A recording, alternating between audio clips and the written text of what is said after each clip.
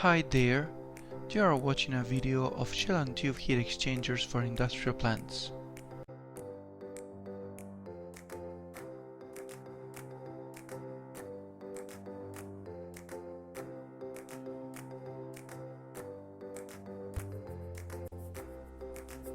Pressure vessels are tailored items. They are fabricated to meet the many process requirements. In order to achieve the different shapes and geometry required, most steel pressure vessels are welded fabricated. Depending on the quality of welds, the joint efficiency will adopt different values. Joint efficiency of welds can be defined as the reliability that can be obtained from them. This coefficient adopts values smaller than 1, and it can be said that the joint efficiency is a way of reducing the allowable stress of the material. Therefore, the joint efficiency depends on the level of non-destructive examination and the category and type of the weld used for joining two pieces of equipment. The location of the joint in the vessel will determine its importance with respect to the integrity of the equipment. In general terms, joint categories describe the importance of each welded joint with respect to the integrity of the vessel against stresses. The ASME Code Section 8 Division 1 in its paragraph UW3 establishes 4 different joint categories. A category, welded longitudinal joints in the body mainly. B category, circumferential weld joints in the body, communication chambers, connections or transitions. C category, welded joints connecting flanges mainly. And D category, welded joints connecting nozzles. Regardless of the joint category, location and importance, welded joints can be obtained in different ways. Since the value of the joint efficiency depends on it, it is essential to standardize these designs. There are many kinds of joint types to choose from. The ASME code specifies the ones that are allowed for each category. Most used of joints are Type 1, full penetration joint obtained by welding from both sides. Type 2, full penetration joints obtained by welding from only one side with backing strips. Type 3, full penetration joints obtained from welding from one side only without backing strips. Type 4, overlap joints obtained by weld, double fillet.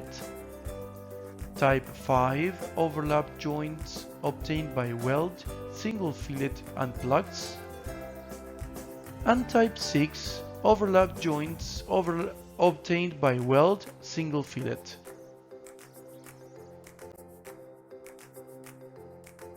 The ASME Boilers and Pressure Vessels Code Section 8 Division 1, paragraph UW2 sets minimum requirements for each of the categories presented in a pressure vessel for the different services mentioned there. Basically, there are 5 types of services in this division. Additional requirements for each of the services are listed below. 1. Lethal service. 2. Cryogenic services. 3. Unfired steam boilers. 4. Parts under direct fire. And 5. Pressure vessels or boilers with no restriction. A lethal service is one with poisonous gases or liquids of such nature that a small amount of gas or vapor mixture of liquids mixed with air is dangerous to health if inhaled. The requirements are the following: 100% radiographed. For category A, only type 1 joints are accepted, and for category B, and C, type 1 or 2 joints are accepted. For category D, there is no restriction in terms of type of joints, but full penetration is required.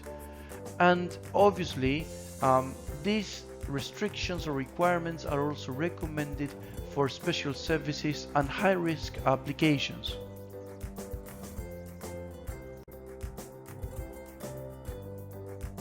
Cryogenic service. This restriction applies when a pressure vessel operates below -45.5 degrees Celsius as specified in UCS 68, or when impact tests of the main material or welding are required by the UHA part. The requirements are the following. For category A, welds, type 1 joints are required or mandatory. For category B, welds, types 1 and 2 joints are obligatory.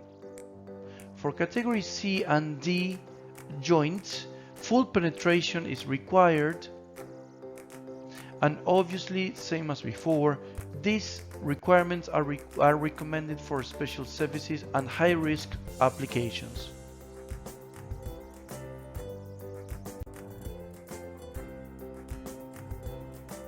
The requirements mentioned in previous sections are for certain services, obviously. But what happens if the equipment does not fall within any of the above cases? This means that there is no restriction in selecting type of joint for different categories. Here, the designer is free to choose from whatever combination is desired. Various types of non-destructive tests are used to assess the quality of welded joints in the manufacturing of pressure vessels. The most used non-destructive examination method to determine the state of welded joints is radiographic test, or RT. Even when technologically better methods such as TOFD, as in time of flight diffraction, are becoming increasingly used, in this section we will only mention RT, radiographic test, in order to ease the understanding of the concept of joint efficiency. There are 3 RT levels. First, we have the full RT. 100% of the welded joints will be radiographed. In this case, the joint efficiency ranges between 0.9 to 1. Secondly, spot RT. A percentage of the welded joints will be radiographed. In this case, the joint efficiency ranges from 0.8 to 0.9. And last but not least, we have no RT. None of the welded joints are radiographed. In this case, the joint efficiency ranges from 0.5 to 0.7.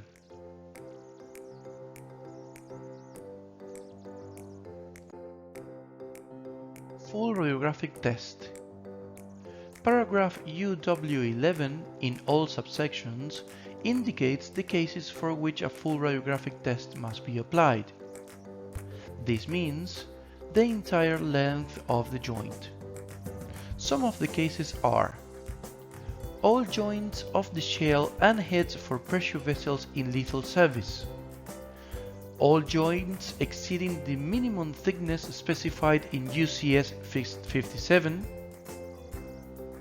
the procedures and requirements for full RT are described in UW 51.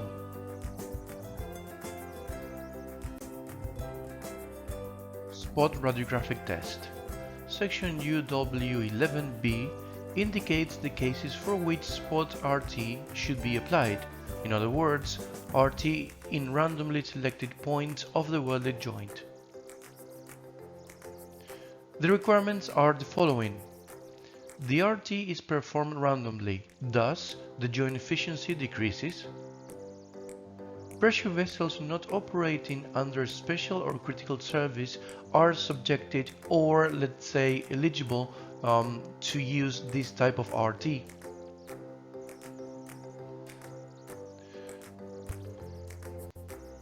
Procedures and requirements of a spot RT are described in UW 52.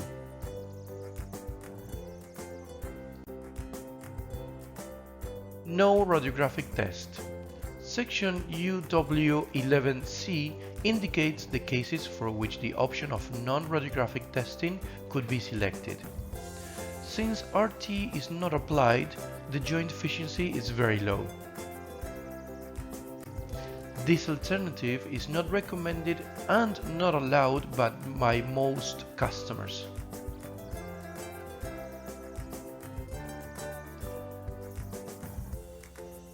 Most customers require spot RT as a minimum.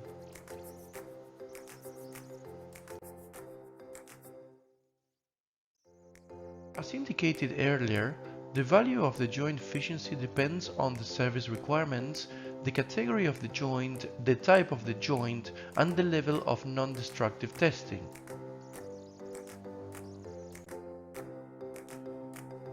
Let's analyze step by step how to determine the value of the joint efficiency for the cylindrical shell of a vessel. In the first place, the service of the vessel needs to be analyzed to determine if full RT is required, lethal service, thickness requirements, etc. Secondly, if that's the case, the requirements of point UW11A must be applied. If there isn't a full RT requirement, the next thing that must be analyzed is whether the vessel will be fabricated with a shell or without a longitudinal weld, that is, a pipe. If indeed the shell of a vessel will be fabricated with a pipe, there will be no longitudinal weld, so category A will be efficiency 1. Therefore, only the joint efficiencies must be obtained for the rest of the joints depending on the level of radiography and the type of the joint chosen. For the cases in which the vessel shell is made out of plate, most cases, firstly, the level of X-ray to be applied in the equipment must be chosen, and depending on the type and category of the joint efficiency is obtained.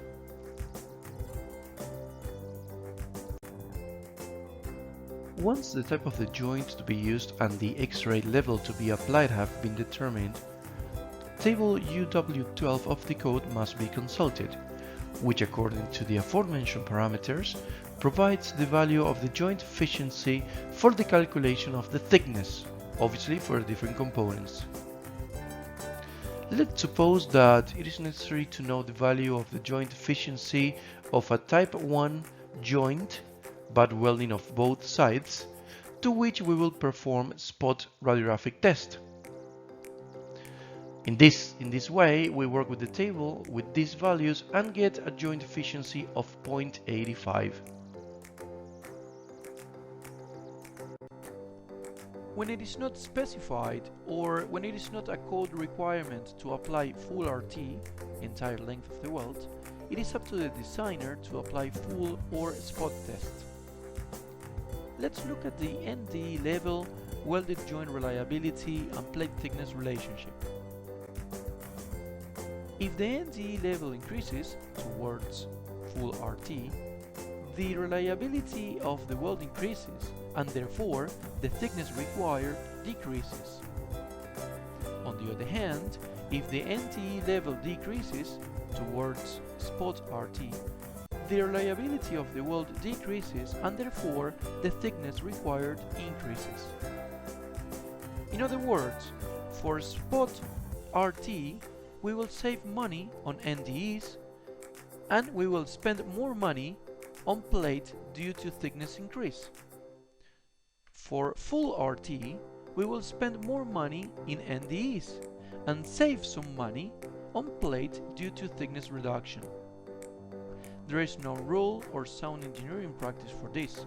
The decision will be based solely on the cost and materials availability.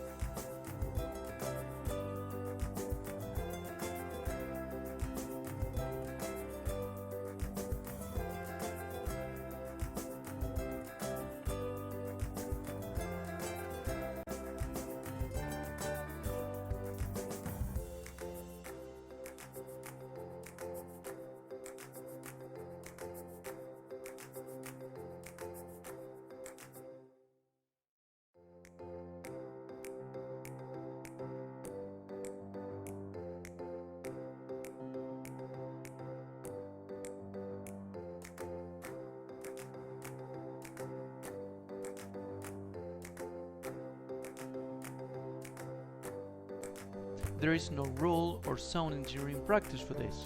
The decision will be based solely on the cost and materials availability.